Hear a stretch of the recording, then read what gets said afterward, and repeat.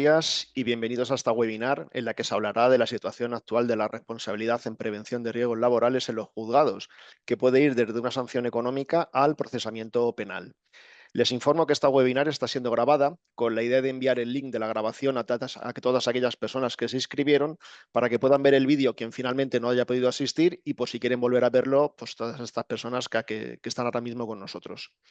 Desde este momento también está a su disposición el apartado de preguntas y respuestas, donde podrán dejar sus preguntas, dudas, a las cuales intentaremos dar respuesta al finalizar la webinar si disponemos de tiempo suficiente. Y dicho esto, paso a presentar a nuestro invitado de hoy. Se trata de Andreu Sánchez, abogado especializado en PRL, que tras ser el director de la asesoría jurídica de ASPI Prevención durante 25 años, pasó a ejercer por su cuenta en 2023.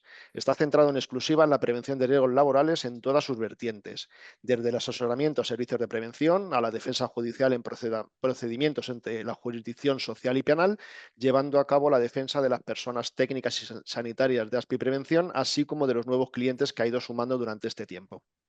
Es habitual verlo en ponencias y congresos y poder leer sus comentarios de sentencias en su blog, que ahora ha integrado en su página web www.andreusanchezprl.com, por si quieren consultarla. Siempre se agradece que utilice un lenguaje claro y práctico, que podamos entender los que no somos juristas, como imagino que va a suceder hoy en esta webinar. Así que, Andreu, muchísimas gracias por aceptar nuestra invitación y cuando quieras, adelante, todo tuyo. Perfecto, muchas gracias. Bueno, primero que nada, bienvenidos a todos y bueno, gracias a Frater por la confianza. Como ha dicho Javier, voy a compartir pantalla. Ya vemos la presentación, ¿verdad? Perfecto. Sí, la vemos, Vale, correcto. perfecto, Javier. Pues bueno, un poco de lo que se trata es de poner en común un poco cuál es la situación de lo que podemos llamar responsabilidades o podemos llamar también, ya si hablamos del ámbito penal, podemos hablar directamente de criminalización de la PRL, ¿no? Tanto para la parte empresarial como para la parte técnica, ¿no? Entonces, bueno, yo como Javier ha dicho, llevo bastantes casos penales, casi siempre técnicos de prevención, también empresas, y bueno, pues la idea es compartir con vosotros un poco cuál es el pulso, ¿no? Qué es lo que pasa y cómo se está viendo por parte de los juzgados toda esta cuestión de la PRL, claro, casi siempre cuando ha ocurrido cualquier accidente de trabajo, ¿no? Entonces vamos a ver una breve introducción, veremos rápidamente también los tipos de responsabilidades, aunque comentaremos más a fondo la penal, pero también hablaremos de las que solamente tienen consecuencias económicas. Y finalmente, bueno, vamos a hablar un poco esto de la problemática por el montón de casos que se judicializan al más alto nivel, que es el penal, ¿no? Y bueno, con la idea esta que os comento, ver un poco cuál es el impacto también sobre las empresas y sobre las personas, pero sin la intención de crear miedo. O sea, no es mi idea decir, cuidado porque podéis ir a la cárcel, ¿no? Es muy poco probable eso. De hecho, como luego veremos, no tengo constancia yo de que haya habido ninguna condena que implique ingreso en prisión hasta ahora. Por lo tanto, no es ese el miedo, ¿no? Lo que sí que es cierto es que hay que ser conscientes de que no irás a la cárcel, pero sí que te puedes ver en un procedimiento que, como luego veremos también, el promedio es que duren 6 años. Entonces, aunque al final vas a salir bastante dignamente y con unas consecuencias menores, pues sí que es verdad que ese run run durante años y que no sabes cuándo te van a quitar, pues es bastante desagradable. Y tampoco quiero perder de vista de que, claro, vamos a hablar de responsabilidades, de cómo modularlas, evitarlas, pero que claro, que lo primero que tenemos que evitar es que sucedan los accidentes, ¿no? Como es lógico, no hay que perder el foco, que de lo que se trata es de que la gente pueda trabajar sin hacerse daño. Y también, que luego veremos un vídeo sobre esto que al final no hay que focalizar solo en los comportamientos individuales, sino también contextualizarlo en el sentido de que, bueno, pues en una empresa donde haya cultura preventiva que empuje al cumplimiento, va a ser mucho más fácil que la gente se alinee con el respeto a todas las normas de seguridad. En un entorno en el cual yo veo que unas veces se cumple, otras no, que hay unos jefes que sí, otros jefes que no, según el turno, bueno, pues entonces la cosa iba a ser bastante más complicada. Bueno, partiendo de esta idea, quería comentaros cuál es el fundamento. Como sabéis, en la ley siempre el obligado principal es la empresa. Pero claro, no le podemos pedir a la punta de la pirámide de la empresa, el que es el dueño o dueña, administrador, administradora, no le podemos pedir que tenga conocimiento sobre todas las materias, que sea experto en recursos humanos, contabilidad, medio ambiente, bien. Ni tampoco le podemos pedir que esté presente en todas las operaciones que se llevan a cabo, sobre todo cuando podemos estar hablando de grandes empresas con múltiples centros de trabajo. Vale, pues aquí, como veréis, se nos abren dos vías que es importante poder puntualizarlas porque casi que es lo primero que habrá que explicarle al juez o la jueza si nos cita, ¿no? Estas dos líneas son, la primero, alguien le debe decir a la empresa en materia de PRL qué es lo que debe hacer. Y para eso tenemos el asesoramiento de los técnicos y de los sanitarios dentro de la modalidad preventiva que tengan. Además, bueno, pues con el apoyo de las mutuas también, en toda la parte de la divulgación, etcétera, etcétera. Pero respecto de la propuesta de medidas, vamos a tener que alguien le debe decir a la empresa qué es lo que debe hacer. Bien. Pero a partir de aquí, los técnicos de prevención, los departamentos de prevención no tienen capacidad presupuestaria, no tienen llave de la caja de la empresa. Entonces van a proponer una medida, pero esa medida se debe implantar en la empresa. Entonces habrá que ver allí, en función de cómo están distribuidas las competencias dentro de la empresa, a qué persona corresponde que se implante. Y ahora veremos algún ejemplo. Y luego tenemos la cuestión de la vigilancia, de que se cumple con lo que se ha dicho que hay que hacer, ¿no? Y esto corresponde a la línea jerárquica, a toda la pirámide empresarial. Porque, bueno, como estamos comentando, los técnicos y los sanitarios van a realizar todos los informes exigidos por la normativa, pero al final esto se traduce en medidas preventivas de protección, de emergencia y de adaptación del puesto de trabajo. Pero en la estructura jerárquica de la empresa está el poder presupuestario, organizativo, disciplinario. Entonces, aquí, fijaros, yo cuando voy con un técnico siempre le digo que si el juez o la jueza te preguntan, ¿es usted el responsable de la prevención de la empresa tal? Digo, tú di que no. Y no, yo soy el responsable del asesoramiento. Yo visito la empresa, pido información y con toda esta información que me han dado y que yo he visto, propongo unas medidas. Pero luego, claro, yo no tengo capacidad para que se implante. Por ejemplo, un técnico de prevención dice, hay que dar una formación para todos los trabajadores de tal sección. ¿Vale? Pero no puede llegar el técnico un día por la mañana, oye, parad máquinas, que voy a daros un curso, ¿no? Tendrá que hablar con el jefe de sección, con el jefe de planta, mira que hay que hacer esta formación, mira que no podemos parar tal máquina, pues solamente pueden venir el 50% un día y luego los otros otro día que se prevea. Y es más, si finalmente vemos que de la lista de todas las personas que había que formar hay 3 que no han hecho esa formación porque no han ido, porque estaban de vacaciones, por lo que sea, pues el técnico de prevención puede hacer como de Pepito Grillo, oye, que tienes el curso, oye, por favor, oye, pero al final tendrá que contar con el apoyo de la línea jerárquica, en este caso de recursos humanos, para que le recuerde, oye, esta formación es obligatoria y por lo tanto debes hacerla, si no, no nos va a quedar más remedio que actuar en consecuencia. Y bueno, aquí os diría, a veces la gente de las empresas piensan que, bueno, los demás arriba, los demás abajo, como ahora luego veremos, el juez o la jueza lo que van a ver es sobre la mesa de quién quedó una medida sin implantar.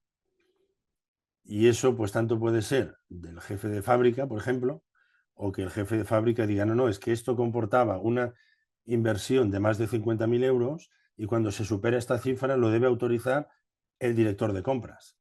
Pues entonces el juez o la jueza dirán, pues el director de compras que venga también y que me cuente por qué no se hizo.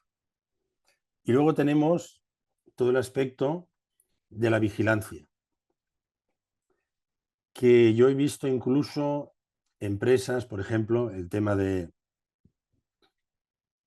el tema del polvo de sílice en una empresa que hacen cerámica, porcelana. Vamos a contratar a 2 técnicos para que vayan patrullando toda la fábrica para que la gente haga uso de la mascarilla. Eso, eso no es eficaz. La vigilancia no debe ser de los técnicos, cosa que no quita que cuando el técnico vaya, todo lo que vea mal, claro que lo va a decir, pero la vigilancia debemos llevarla hasta todos los niveles de la empresa, hasta el superior jerárquico, que es quien está allí 8 horas y realmente son los ojos de la empresa más cercanos al riesgo.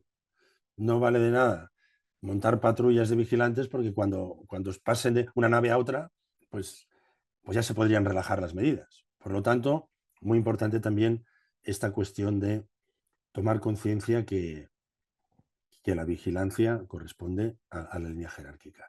Yo les digo a los técnicos, técnicas que cuando están ante el juez o jueza que digan, mire, yo propongo, pero no dispongo, que es una frase que generalmente, bueno, es bastante gráfica sobre todo esto que estamos hablando, ¿no? Y bueno, por eso es muy importante que exista comunicación entre operaciones y PRL. Es fundamental. Algunas empresas erróneamente creen que, mira, si no se lo digo a los técnicos y no lo ponen, pues si luego pasa algo, igual voy a poder ir contra ellos. Esto no es buena idea tampoco, porque entonces vamos a tener 2 frentes abiertos, las propias circunstancias del accidente y luego el frente abierto de si se le dijo al técnico o no se le dijo. Por lo tanto, hay que procurar que esté todo contemplado. Hay que procurar que todas las operaciones que se sabe que se llevan a cabo, sobre todo las que son menos habituales, porque los técnicos rápidamente van a contemplar el funcionamiento ordinario de las máquinas. Pues por aquí entra el material, aquí hay un rodillo que hay que cubrir, aquí hay un paro, una seta, vale. Pero lo que más cuesta, y es donde suceden muchos accidentes, es cuando resulta que estamos interviniendo sobre la máquina porque estamos cambiando los filtros, porque hay un atasco de material, porque hay que enhebrar una cinta que va por dentro, y entonces es cuando se hacen unos accesos de forma distinta, anulando algunos dispositivos, porque si no, no se puede llevar a cabo esa tarea, y es muy importante que todo esto esté contemplado y que, bueno, y que cuanto más complejo sea, más vayamos a un procedimiento secuencial, de tal manera que al final, pues si alguien ha hecho algo que no se podía hacer de esa forma, podamos indicarle, mira, es que pasó al paso B sin cumplir el A, que era una premisa para poder ir hacia el siguiente paso de las operaciones. También, bueno, claro, si tenemos cualquier producto nuevo, por ejemplo, he visto casos de que hacían limpieza de una máquina con disolvente y resulta que como es más rápido y funciona mejor, hacen ahora limpieza con ácido nítrico y no lo informan. Bueno, pues el técnico de prevención no tiene nada contemplado de cuando el residuo de la limpieza se mete en un bidón donde hay una base y el ácido y la base, pues claro, provoca un súper reventón. Y claro, dice el técnico de prevención que él, nadie le había comentado que se trabajara con el ácido nítrico, por ejemplo. También, obviamente, cuando compramos maquinaria, cuando modificamos, si hacemos un cambio sobre una máquina, nos estamos convirtiendo como si fuéramos en fabricantes de la máquina. Máquinas que, no, esa máquina está ahí, pero ya no se utiliza. Pues si no se utiliza, tiene que estar antes de retirarla, que cuanto antes se retire mejor, pero por lo menos precintada y con el enchufe cortado, porque si no, cualquier día alguien va allí y no sabemos por qué, pero enciende la máquina. Bueno, en realidad cualquier aspecto que pueda tener trascendencia preventiva. Comentaros también que generalmente está muy bien atado cuando entra un nuevo empleado, le hacemos un plan de acogida y entonces ya se le da toda la formación, pero a veces hay que tener cuidado cuando tenemos a personas que, bueno, pues no, es que siempre está en esta sección, pero durante el mes de agosto, como había poca gente en el almacén, se le mandó para el almacén una semana. Bueno, pues mucho cuidado porque si se hace daño en el almacén y no tiene formación para los trabajos en esa sección, tendremos un problema. Y como siempre, hay que procurar que, que la PRL esté presente en todos los razonamientos que se hagan en las empresas. Y en origen, en fase de diseño. Porque luego es cuando hemos montado una nueva línea de no sé qué y luego vienen los técnicos de prevención, ostras, ¿cómo puede ser que no hayáis colocado aquí una protección, un resguardo? Ostras, ahora, a ver ahora, porque esto ya íbamos justos de presupuesto, ahora cuánto dinero más habrá que gastar. Oye, pues es que si esto lo hubiéramos tratado en la fase de diseño de la línea, se hubiera podido incorporar con un coste mucho menor. Y bueno, parece mentira, pero pasa a veces. Es decir, es que resulta que han hecho un almacén nuevo y es que no hay espacio suficiente. No cumple con la normativa para la circulación de las carretillas. Pues el técnico tendrá que decirlo. O resulta que tenemos ahí unos motores que hay otros sitios que están en un cofre y ahora han hecho una planta nueva y hay un problema con el ruido porque no los han cerrado. Bueno, pues el técnico de PRL tendrá que hacer la medición para indicar que hay un problema con el ruido, ¿no? Cuando se podía haber solucionado en la fase de diseño. Bueno, pues un poco con esta idea vamos a ver los distintos tipos de responsabilidades que, como veis, las de color azul solamente son de dinero y solamente pagará la empresa. No quiere decir que esto no tenga su peso, porque sobre todo cuando son empresas pequeñas y hablamos de la figura del recargo de prestaciones, pues a veces incluso comporta el cierre de la empresa por poder alcanzar cuantías importantes, ¿no? Luego vamos a ver el tema laboral, esto que hablábamos de la acción disciplinaria, de la vigilancia, y luego vamos a comentar el tema penal, que en el penal sí que hay, claro, ya no se cita a la empresa, se cita a, a una persona física. Y cualquiera que es citado en el juzgado declara y dice el nombre de alguien más, pues es posible que lo citen también. Vale, vamos a ver primero rápidamente el tema que es solo de dinero. Bueno, ya sabéis que inspección de trabajo es como la policía del ámbito de la prevención, de todo el ámbito laboral y en concreto también para la PRL. Ya sabemos que inspección tiene consideración de autoridad pública, por lo tanto, no le podemos decir, oiga, vuelva usted mañana, que es que lo tengo esto muy sucio, ahora se lo arreglo para que venga mañana, sino que pueden entrar cuando quieran en la empresa y si se lo impedimos, pues pueden hablar con las fuerzas de seguridad y forzar la entrada.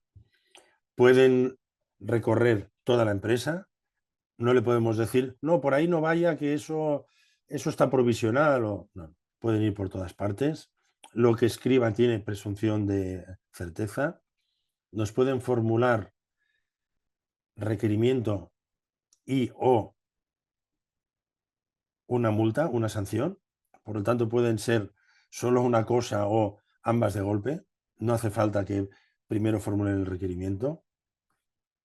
Y bueno, las cuantías suelen ir de 2.451 es la cuantía más baja que suelen poner, porque es la mínima de la infracción grave.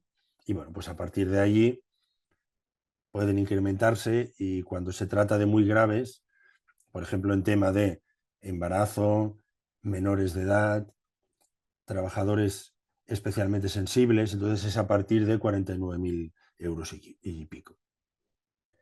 Comentar también que esta cuestión de la vigilancia alcanza también a personas de subcontratas que se considere que son de propia actividad. Claro, casi todas las subcontratas que tengamos en nuestro centro de trabajo es susceptible de ser considerado propia actividad, porque al fin y al cabo, pues van a poder decir que si no lo hiciéramos con esta gente externa, deberíamos asumirlo con plantilla propia. Entonces, bueno, este alcance hace que pueda haber una acta de infracción y, como luego veremos, también un recargo de prestaciones solidario para la contratista y para la subcontrata, para ambas empresas. Luego también hay otra consecuencia, como es el posible daño reputacional, que es que las infracciones muy graves pueden ser publicadas en el BOE o en el Diario Oficial de la Comunidad Autónoma. Aparte, también puede haber incluso la prohibición de participar en concursos públicos, por ejemplo. Bueno, ¿por qué motivo ponen acta de infracción? Bueno, comentaros también que no hace falta que se haya producido un daño. Si viene inspección y considera que hay un pasillo con falta de orden y limpieza, ya puede sancionar por ese motivo sin necesidad de que nadie se haya tropezado. Igual pasaría con la formación. Ven una persona que no tiene formación, no hace falta que se haya hecho daño, ¿no? Y bueno, pues sancionan por cualquier incumplimiento que tenga que ver con no tener evaluados todos los riesgos, planificadas las medidas y bueno, cualquier aspecto que incumpla toda la normativa de equipos, lugares de trabajo, máquinas, etcétera, etcétera. Luego tenemos el recargo de prestaciones, que es una figura un poco extraña, la verdad, en el sentido de que no se da en otros países. Viene de la Ley General de la Seguridad Social. Yo pienso que lo mejor sería que lo quitaran, la verdad, porque ya hay suficiente sanción con la multa y con la posibilidad de indemnización por los daños, porque además actúa como una sobreprestación. O sea, en caso de accidente de trabajo o enfermedad profesional, por lo tanto aquí sí que tiene que haber sucedido un daño, la persona beneficiaria de las prestaciones de la seguridad social, que van a ser el tiempo de baja, incapacidad temporal, y se ha quedado con secuelas, incapacidad permanente, que esto, bueno, esto es muy conocido en el ámbito de las mutuas, ¿no? Todo el tema de la incapacidad permanente total, absoluta, gran invalidez, que implica el pago de una pensión de por vida, además calculada con la esperanza de vida, que creo que se calcula sobre 80 años. Entonces, esta persona, pues igual resulta que cobrará como pensionista, pues incapacidad permanente total, 1.000 euros, pues este recargo de prestaciones es del 30 al 50 sobre estos 1.000 euros. Entonces, en vez de cobrar 1.000, cobraría 1.500, por ejemplo, si es el recargo del 50%.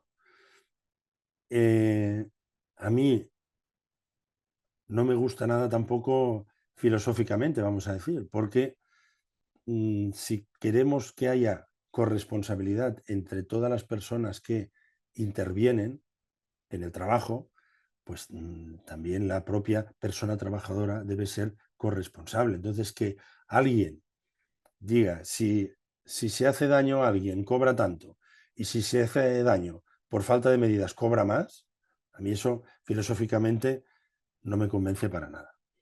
Y bueno, sí que comentaros que lo que hace el INS y Tesorería es un cálculo, es decir, para pagarle a esta persona estos 500 euros de sobreprestación de por vida, me hacen falta 150.000 euros o me hacen falta 300.000 euros.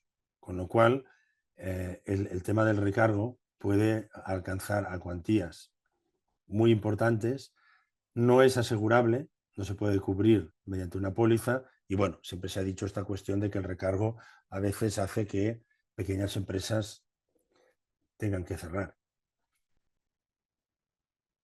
Y luego tenemos el tema de la reparación del daño. Bueno, esto simplemente la persona perjudicada pone una demanda en reclamación de daños y perjuicios.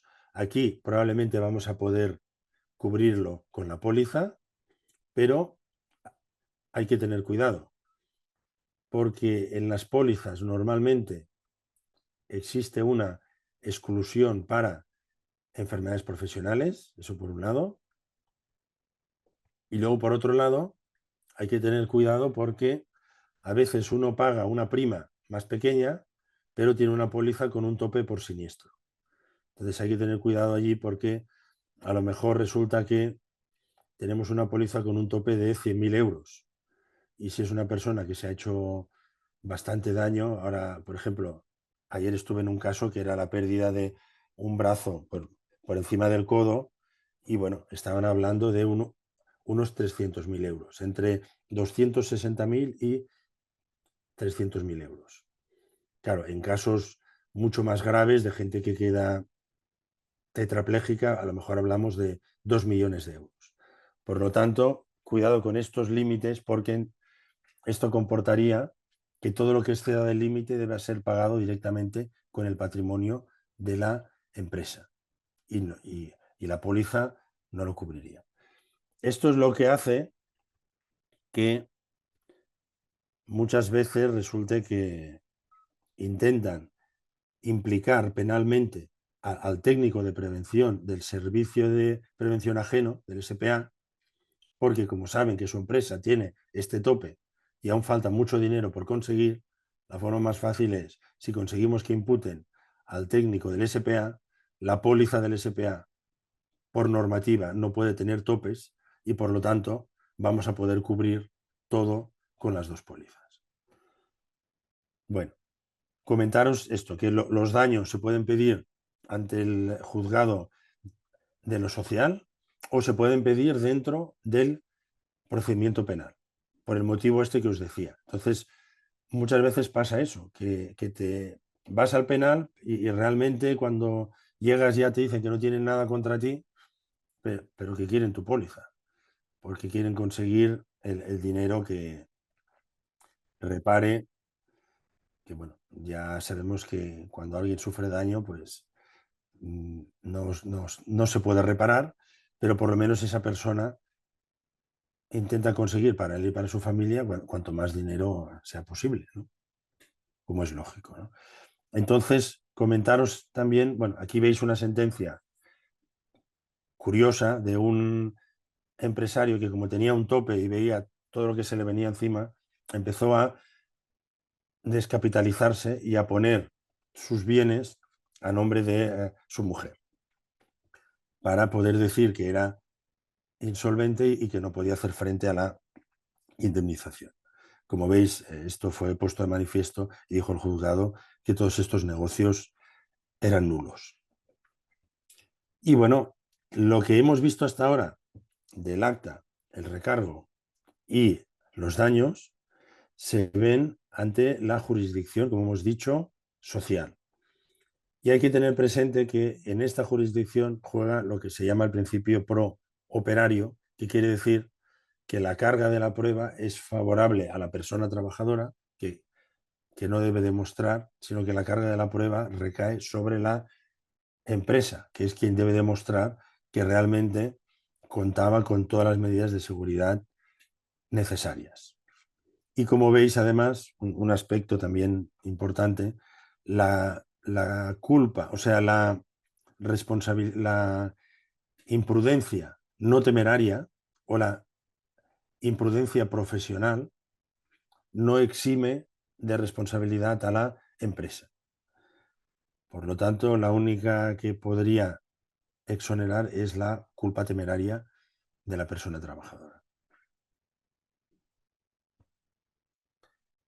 Y bueno, ya en la parte esta que estábamos hablando del tema de tolerancia, vigilancia, o sea, incumplimientos por parte de las personas trabajadoras. Bueno, está claro que un incumplimiento preventivo tiene consideración de incumplimiento laboral. Por lo tanto, debe dar pie a que la empresa vigile y corrija. ¿Cómo se corrige? Con la vía disciplinaria. ¿Eso quiere decir a las primeras de cambio echar a la gente? No, de forma progresiva y acorde con el convenio colectivo. Vale. Y con el apoyo de recursos humanos. No puede ser que el técnico de prevención, oye, cuidado, oye, no sé qué, o un jefe que lo diga y lo diga, pero no le hagan caso. Al final debe entrar recursos humanos y decir, oye, o haces bien las cosas o no vas a poder trabajar aquí. Si no hacemos eso, se entenderá que estamos tolerando los incumplimientos, como ahora luego vamos a ver. Se dirá que sí, sí, muy bien, usted tiene unas prohibiciones incluso señalizadas, pero luego no está haciendo nada para que eso se cumpla y está tolerando todo lo contrario. Por lo tanto, bueno, además todo esto con una salvedad que yo creo que también es importante, que es lo que se conoce como el jus resistentiae, que veis aquí esta palabra puesta en cursiva, que es que la persona trabajadora se puede negar a cumplir una orden si esa orden pone en peligro su propia vida o su integridad. Entonces, al final, de lo que se trata, como veis, es de que exista una vigilancia y una corrección. Y, como otra cara de la moneda, podemos decir que exista un empoderamiento de las personas trabajadoras para, en ciertas circunstancias, negarse a según qué órdenes que por darse de manera improvisada, pues puedan suponer un peligro. El caso típico de, oye, súbete en un momento, que esto será muy rápido y ahora no vamos a colocar aquí todos y solamente es que subas y que cojas tal cosa. Bueno, pues de este tipo de órdenes sobre la marcha también dan lugar, como bien sabréis, a bastantes accidentes.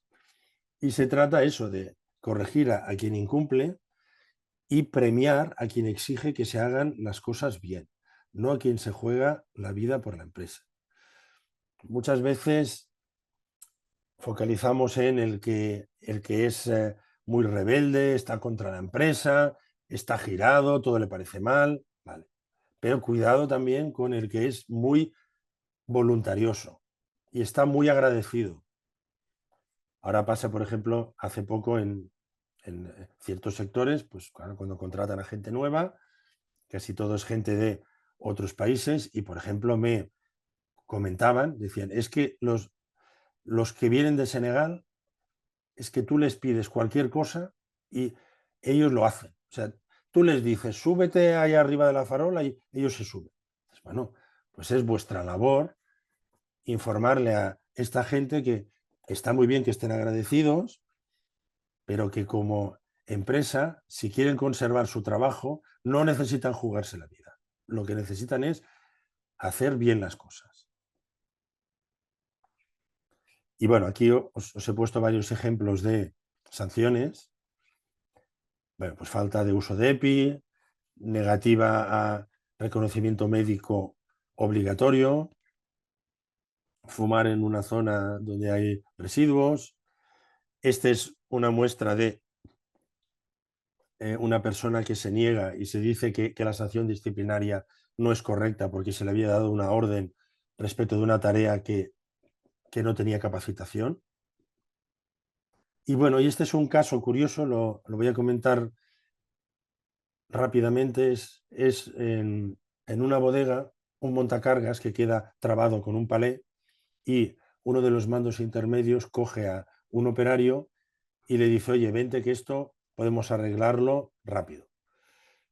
En el propio montacargas hay un cartel que dice no manipular, prohibido, y el teléfono de la empresa de mantenimiento. Pero bueno, consta que otra persona, otro mando intermedio pasó por el despacho del gerente y se lo comentó: oye, que fulanito y menganito están subidos ahí arriba. Y el gerente estaría con el plan comercial, con el diseño del nuevo logo, y no hizo nada para impedir que siguieran trabajando allí. Y fue condenado a 2 años de prisión precisamente por, por no moverse de la silla. Ya pone aquí que es verdad que hay una prohibición, pero que no se hizo nada para que fuera efectiva esa prohibición. Aquí probablemente el juez, si el mando intermedio no hubiera fallecido, hubiera focalizado sobre él. Pero como... bueno, porque creo que no lo he comentado, cuando finalmente quitaron el palé, con el paro mecánico del montacargas quedó sin tensión y cayeron. Y el mando intermedio falleció y el otro trabajador quedó bastante mal. Pues bueno, como este hombre ya no estaba, lo que hizo el juez fue tirar para arriba y condenar al gerente. Y aquí os había puesto un vídeo, pero me estoy dando cuenta que voy justito de tiempo, y entonces casi que os lo voy a dejar con el enlace, porque dura 3 o 4 minutos, y bueno, podréis verlo. Esto tiene que ver con esta cuestión que hablábamos de la cultura preventiva, de que yo me voy a comportar según yo veo que se comporta la gente en el entorno en el cual estoy. Todos queremos sentirnos parte del grupo, entonces si yo voy a un sitio donde veo que el uso de EPIs es quien quiere y cuando quiere, lo más probable es que yo haga lo mismo. Si veo que el uso de EPIs es estricto, no voy a querer ser yo el raro o el que pueda ser señalado, ¿no? Y esto vale para 1000 cosas. Por ejemplo, es que se atrapó la mano desatascando la máquina sin pararla. Dices, hombre, ¿cómo ha podido hacer esto? Bueno, hay que valorar también. Esta persona es la primera vez que lo hace así, lo ha visto hacer a otros compañeros, ha visto incluso cómo su jefe permitía que se hiciera de esta manera, tenía una alternativa válida, es decir, hablo con mantenimiento para que vengan y lo hagan. Al final, todo esto que os digo tiene que ver con el contexto y por lo tanto, pues es importante no solo focalizar en los comportamientos individuales, sino también en la cultura preventiva de la empresa. Y bueno, entrando ya en el ámbito penal, comentaros que hay una primera cuestión, que es que no vamos a poder controlar qué casos acaban en el penal y qué casos no. A veces una persona pierde parte de un dedo y va al penal, y hubo otro, en cambio, que fue muy grave y no fue al penal. Claro, primero que nada, si la persona perjudicada presenta denuncia, entonces irá al penal. Por eso siempre es muy importante hablar con la persona, si hace falta avanzarle dinero de lo que luego le pueda corresponder como indemnización, para que si la citan diga que no quiere reclamar nada contra la empresa. Si no lo podemos hacer en el primer momento, durante todo el procedimiento tendremos oportunidad hasta, bueno, hasta cuando ya tenemos fecha de juicio. También Inspección de Trabajo lo puede enviar un caso al penal, no solo pone el acta, sino que lo envía. Y si hemos tenido cualquier accidente que nos ha requerido de llamar al 112, pues es fácil también que la policía o bomberos o tal hagan su informe y lo manden hacia el juzgado. Bueno, quiero que os quedéis con la idea de que el procedimiento penal tiene 2 fases distintas, la fase de instrucción y luego la fase de juicio, Muchas veces los casos se cierran con esta primera fase, donde se cita a la propia persona perjudicada y luego a testigos y a personas investigadas. Como hemos comentado antes, el juez o la jueza dirán: accidente de trabajo en la empresa tal. Bien, pues voy a citar a legal representante de la empresa. A lo mejor ya, si en la propia acta de infracción ya vienen nombres y cargos, ya tiran del acta, pero si no, empezarán por legal representante. Esta persona irá y dirá: bueno, yo no estoy presente en la planta, yo tengo otro tipo de trabajos. Bueno, ¿quién está en planta? ¿Quién es el mando que hay? Bueno, pues hay un jefe de fábrica. ¿Cómo se llama? Fulanito. Pues que venga fulanito también. Luego dirán, este jefe de fábrica dirá: bueno, esto es una fábrica muy grande, se trabaja con 3 turnos. Esto pasó en un turno que yo ni estaba. ¿Quién es el jefe de turno? Pues otra persona que puede venir citada. Y este jefe de turno dirá: bueno, pero esto pasó en una sección muy concreta donde hay un responsable de sección. Pues que venga también esta persona. Por lo tanto, como veis, podemos tener 4 o 5 personas investigadas de la misma estructura jerárquica de la empresa. Con la dificultad de que, claro, aquí primero vamos a ir todos de la mano con la defensa facilitada por la empresa, como es lógico. Claro, si la cosa ya se nos complica mucho, pues igual alguien dice: oye, es que yo no me siento confortable con la defensa como se está planteando. Y en algún momento, alguna de estas personas de la línea jerárquica dirá: mire, en nuestra empresa no hay nadie que ponga un pie tras otro si no se lo dice el técnico de prevención del SPA o del SP propio. Y entonces el juez dirá: pues que venga también la parte de PRL.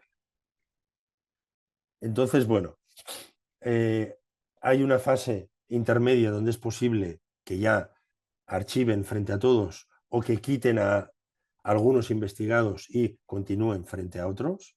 Aquí hay varios recursos y contrarrecursos y es posible que el caso ya vaya para juicio. Durante todo este procedimiento, como antes os he dicho, vamos a intentar que se indemnice a la persona perjudicada o a sus familiares para que retire la acusación particular. Y entonces nos quedaríamos solo con la Fiscalía y tendremos opción, como ahora luego comentaremos, de poder pactar con la Fiscalía alguna condena bastante menor. Comentaros que los tipos de delitos que nos imputan, pues tenemos el de riesgo, que es el poner en peligro grave la vida o la integridad de las personas, y los de resultado, que normalmente son, si la persona fallece, homicidio imprudente, y si no fallece, lesiones imprudentes. Realmente este esquema no está funcionando, porque en la práctica el de riesgo es para proteger situaciones de peligro aun cuando no se producen daños. En la práctica nunca se aplica en esos casos, solo se aplica cuando ha habido un daño y entonces solamente sirve para que haya más condena, para que la pena que se pueda pedir sea más elevada. Y además, bueno, si el ámbito del riesgo y del resultado coinciden, una persona puesta en peligro cayó, pues entonces se aplica la pena más grave, se absorbe. Pero si resulta que una persona cayó, pero había otras 3 personas con él arriba sin medidas de seguridad, si solo sancionáramos por el resultado de uno de ellos, quedaría sin sanción la puesta en peligro de las otras 3 personas. Y entonces el problema es que se suman las penas y es cuando te puedes encontrar que te piden 3 años de prisión, 4 años. Pero bueno, luego, como os digo, durante todo el procedimiento esto se va suavizando y para ingresar en prisión debe ser una condena de más de 2 años y finalmente, ya os digo yo que cuando estás en un escenario de juicio normalmente es por debajo de los 2 años. ¿Cuáles son los criterios de imputación de los técnicos de prevención? Fijaos que aquí pone en rojo, aun siendo un supuesto de difícil concreción, luego yo ya os digo que es mucho más fácil que se concrete de lo que la frase esta puede hacer pensar. Dice, cuando la evaluación de riesgos sea incompleta o no prevea determinados riesgos específicos por causas imputables directamente al técnico. Con lo cual aquí vamos a tener todo ese drama de si se lo dijeron o no al técnico, de si el técnico debía saber o no debía saber. Ahora luego vamos a comentarlo más a fondo, ¿eh? En la línea jerárquica, bueno, por lo tanto ya os digo, el documento más peligroso desde el punto de vista técnico es la evaluación de riesgos vigente en el momento del accidente. Y no vale, es que yo firmé esta, pero en realidad es la que hizo un compañero mío hace un año. Bueno, si tú la has hecho tuya y la has firmado, ya es tuya. Si no, podías haberla modificado. En la línea jerárquica, como vemos, abarca a todos los niveles, desde la alta dirección, administradores, hasta los jefes y mandos directos.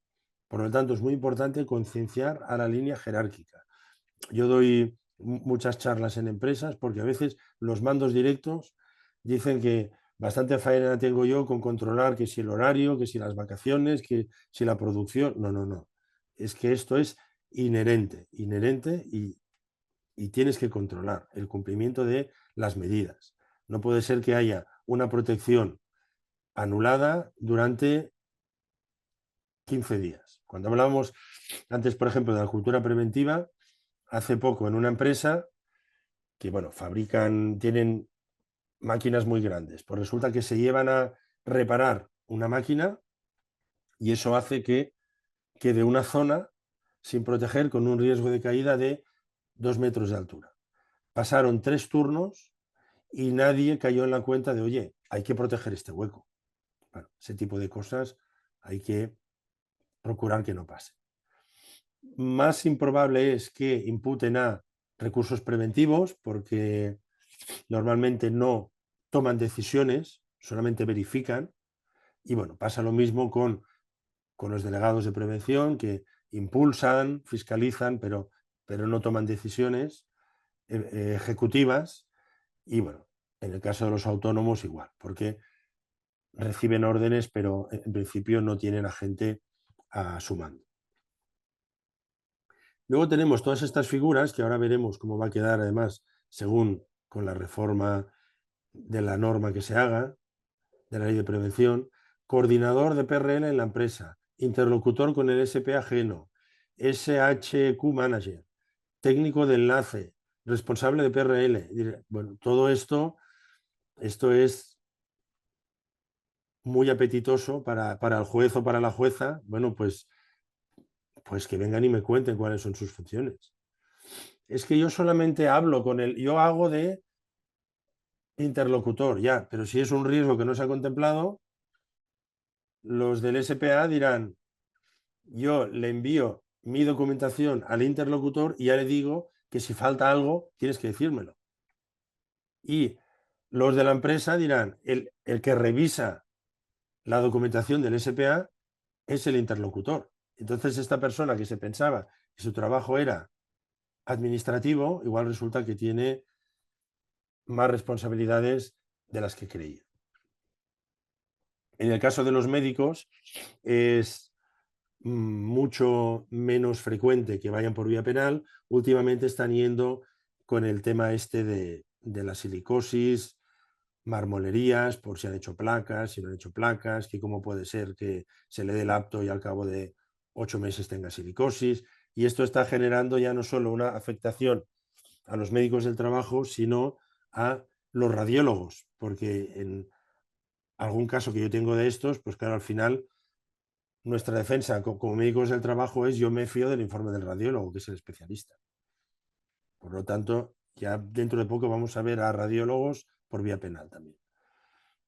Bueno, ¿cuál es la situación que hay con todo esto? Bueno, pues podemos encontrarnos algunos juzgados donde todavía hay cierto desconocimiento de la materia.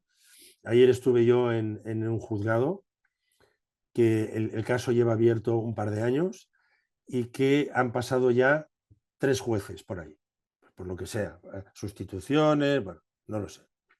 Ayer cuando fuimos era la tercera jueza ya que pasaba por el caso. no es infrecuente que haya varias personas investigadas, como hemos dicho. Se usa la vía penal para forzar que se pague. El que, bueno, al final, como veis, si en la fase esa intermedia te mandan a juicio, pues tú vas a hablar con la compañía de seguros y vas a decir, oye, poneros de acuerdo, por favor, porque esto ya va más serio de lo que parecía. Si indemnizamos, eso actúa como circunstancia atenuante, igual que lo que se conoce como dilaciones indebidas, que es que cuando dura un procedimiento pues más de 5 años o por ahí, ya puede ser también que esta circunstancia podamos hacerla valer como atenuante. Con lo cual vamos a tener ya dos atenuantes y lo que primero pedían 3 años, pues luego resulta que se quedan unos meses de prisión, que se cambia por multa y que pagando la multa está ya cumplida esa condena. Ya os he dicho que la duración media son 6 años. Entonces, 3/4 partes de los casos acaban con algún tipo de condena. Por lo tanto, como veis, es un índice bastante alto. Pero más de la mitad de los casos son condenas pactadas. Como os decía, esto lo que pone de manifiesto es el mal uso de la vía penal para poder cobrar. Las condenas suelen ser inferiores a 2 años, se pueden sustituir por multa o trabajos comunitarios y no constan ingresos en prisión. Ahora veremos algún matiz. Pueden comportar inhabilitación profesional, que también se puede eso pactar dentro del pacto, que se le inhabilita para jefe, para cualquier cargo dentro de una empresa. No, oiga, pues se le inhabilita para jefe de sección de mecanizados y bueno, pues podrá trabajar en otra sección. Es algo que podemos intentar buscar cierto margen. Y hay que tener en cuenta que podemos quedar con antecedentes penales, si es por el delito del 316, si es por el que es por dolo, si es por imprudencia no afecta de cara a una posterior suspensión de la condena, por eso, porque las condenas que están por debajo de los 2 años no se cumplen, pero quedan suspendidas. Quedan suspendidas y cuando se cumple el plazo de suspensión ya está cumplida. Y bueno, como os digo, cuando pasa el tiempo de estos antecedentes, hacemos un trámite ante el Ministerio de Interior y ya se limpian los antecedentes penales. Comentaros que a mí me conste ha habido 2 condenas por encima de los 2 años. Una es esta que veis, es una administradora de una bodega por un superincendio que hubo, tema de vapores del alcohol, y tras agotar todos los recursos fue indultada por el gobierno. Y ahora en el año 23 hubo una condena por tener a una persona sin ningún tipo de medidas colectivas individuales, es una condena de 2 años y 3 meses. Se ha solicitado el indulto parcial para que quede por debajo de los 2 años. Esto parece raro, pero se hace. Ahora, no sé si visteis ahora hace poco condenas, por ejemplo, de personal sanitario por acceder a información médica, son condenas muy elevadas, aunque no hayan divulgado siquiera, solo por el acceso. Pues bueno, a veces luego esto se corrige con el indulto, puede pasar. Y ya para finalizar, porque veo que ya voy algo justo de tiempo, aunque todavía tenía bastante cosa por comentar, o sea que lo voy a comentar más rápido. Bueno, ¿qué nos van a mirar seguro cuando se abre un procedimiento penal? Pues el acta de infracción, informe de la policía o acta de infracción o informe del organismo técnico de la comunidad autónoma, pues Instituto Regional, Osalan, el ISLA, el ISGA, etc. Informe de la policía, evaluación de riesgos, formación y investigación del accidente. Esto seguro que nos lo van a pedir. El problema que tenemos es que inspección de trabajo, claro, este documento el juez seguro que se lo va a leer. Inspección de trabajo tienden a diluir la influencia de la conducta de la persona y focalizan en los incumplimientos por parte de la empresa. Los incumplimientos que hayan incidido directamente y aquellos que puedan haber incidido de forma colateral también los ponen como causa primaria, causa secundaria, causa, etcétera, etcétera. Esto hace que, bueno, cuantos más frentes tengamos, pues más personas pueden ser citadas como investigadas. Por lo tanto, todo nuestro esfuerzo en la defensa va a ser que se focalice en los actos inseguros concretos, en lugar de hacer esta especie de árbol de causas que cada rama puede ser una persona investigada. Tenemos el problema del riesgo no contemplado, que a veces la propia inspección lo señala como causa del accidente. Yo creo que puede ser causa en algunos casos excepcionales, por ejemplo, si los técnicos asesoran mal o no indican que hay una zona ATEX, por ejemplo, pero el problema es que se aplica de forma muy masiva. Incluso las empresas creen que pueden estar protegidas si el riesgo no está contemplado y, como os he dicho antes, es justo lo contrario. Fijaos aquí, por ejemplo, esto es una tubería que pasa a 5 metros de altura por donde pasa cereal, y parece ser que en uno de los codos se apelmaza ese cereal. Entonces un trabajador coge una escalera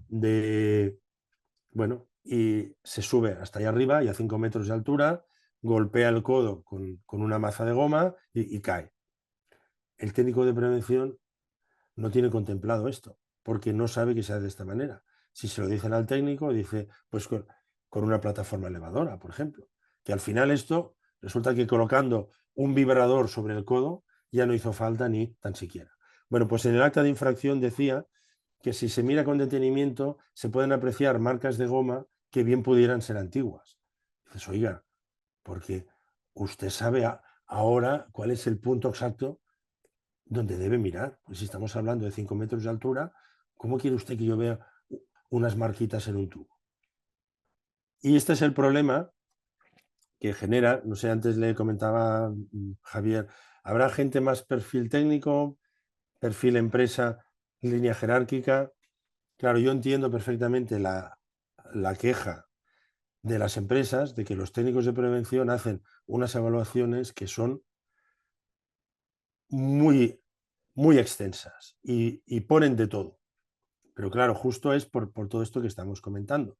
Porque cualquier cosa que falte, le van a decir que si lo hubiera contemplado no habría sucedido.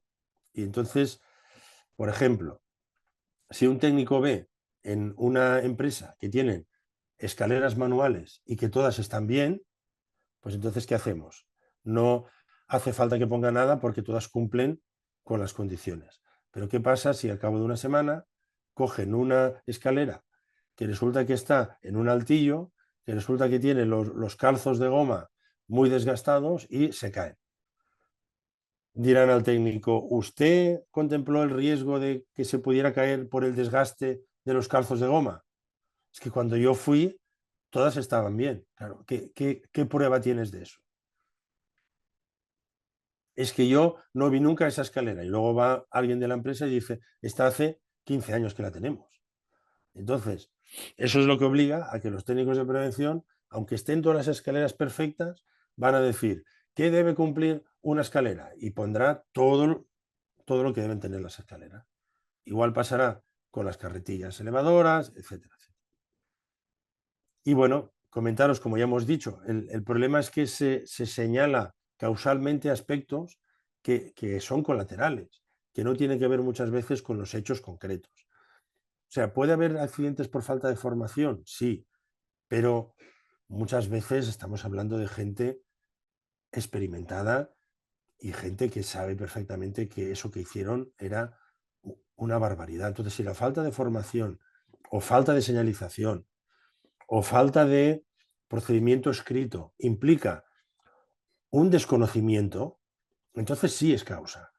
Pero si las personas lo saben, entonces usted no me puede decir, o sea, es que incurrimos en el error de analizar un accidente en el que han participado 3 personas en un escenario concreto y en vez de buscar ahí las causas, las buscamos en los papeles que ha hecho otras personas que no estaban presentes en ese momento, ¿no? Entonces yo he llegado a ver causa del accidente manual de instrucciones en italiano. Dices, oye, ¿usted me puede asegurar que si el manual está traducido no hacen esta barbaridad? Pues, por lo tanto, ahí es el problema de que el juez se puede encontrar con un montón de causas indicadas por inspección y vamos a tener que intentar llevarlo hacia que se concentre en los actos inseguros que pudieron dar lugar a los hechos. Y Andreu, perdona, hemos alcanzado la hora, era lo que estaba previsto. Si quieres contar alguna cosita brevemente. sí, ya está, Venga. ahora ya termino. Exacto, mucho cuidado con las tareas de mantenimiento y con lo que es seguridad industrial. O sea, ¿qué os quiero decir? Pues mira, fijaos este ejemplo. Se cayó un vehículo sobre el mecánico que estaba trabajando con él, porque uno de los brazos del elevador estaba averiado. No necesita la empresa que PRL le diga que si se rompe un equipo se tiene que reparar. Es una cuestión de mantenimiento. Los técnicos no pueden contemplar que se rompan los ganchos de las grúas por el desgaste. Esto tiene que ver con el mantenimiento preventivo. Y bueno, ya finalizo con esto. También nos pasa que si proponemos medidas preventivas posteriores, luego nos dicen que si lo hubiéramos propuesto antes no habría sucedido el accidente. Por lo tanto, tengamos cautela, digamos, estudiar con el fabricante la posibilidad de introducir una mejora. Porque si ponemos como medida colocar un resguardo, nos dirán, si lo hubiera colocado antes, no había sucedido. Y nada, ya con esto finalizó, porque esta ya era la parte de las conclusiones.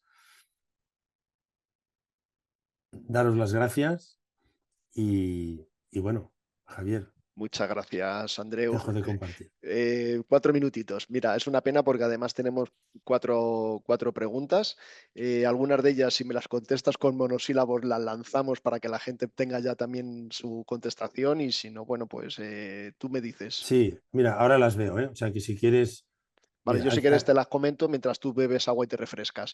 vale. José Luis nos pregunta, buenos días, ¿de la cuantía del recargo de prestaciones se resta lo percibido por la indemnización por responsabilidad civil? No, no se Contestada. resta. La siguiente, no sabemos quién es. Hola, ¿los funcionarios públicos también tienen derecho al recargo de las prestaciones? Sí, o sea, ya sabéis que cuando son entes públicos no hay acta de infracción, no hay sanción económica, pero sí podría haber recargo de prestaciones. Perfecto. Tenemos otra que te voy a pedir que hagas de adivino. En el caso, nos preguntan, en el caso que has comentado del montacargas, en el caso de que el mando intermedio no hubiese fallecido, ¿el empresario se hubiera librado de la condena? Bueno, en la medida en la cual permitió que el mando siguiera allí, igual no del todo, pero seguramente el foco no había estado tan sobre él. Pero bueno, tampoco descartaría que fuera condenado también, ¿eh? Por haber Per- permitido. Perfecto. Y la última de David Revillo nos dice, muchas veces se tiende a generalizar sobre que la documentación que se realiza desde cualquier SPA es un copy-pega y que no dice nada desde el punto de vista preventivo. En tu opinión, ¿realmente son copy-pega o realmente no leemos esos documentos para por la salud mental de ambas partes, responsable empresa técnico? Claro, yo aquí, o sea, está claro que por parte de los técnicos van a poner todo lo que vean, todo lo que conozcan, todo lo que sepan. El problema es que se les exige también poner todo, todo lo que puede llegar a pasar, todo lo que puede llegar a pasar. Y claro, eso es muy difícil, poner todo lo que puede llegar a pasar. Entonces, bueno, yo sé que los técnicos, pues es un documento donde ponen todo su esfuerzo, pero también es verdad, no se puede negar que, bueno, hay una cierta mm, protección frente a futuras responsabilidades poniendo por exceso. Es que no os puedo decir nada más Nada. porque es así. Ujú. Esa es la realidad de los técnicos. Muchas gracias, Andreu. Yo como técnico me quedo con dos ideas. De la parte legal no voy a entrar, pero me ha gustado esto de que hay que tener comunicación entre operaciones y PRL, sobre todo en la fase de diseño. Qué bien, qué bien, fácil sería nuestro trabajo, o más fácil en el caso de que se hiciera esto al principio. Y una frase que me ha parecido muy buena: el técnico propone, la empresa dispone y vigila. Con esto nos quedamos. Muchas gracias a todos los asistentes por su asistencia. Esta webinar que está siendo grabada la enviaremos posteriormente a todas las personas que se inscribieron. Y bueno, pues nada más, les animamos a que se inscriban en la siguiente webinar que haremos ya para mayo sobre el tema del amianto. Muy bien, pues muchas gracias a todos y que tengan un buen día.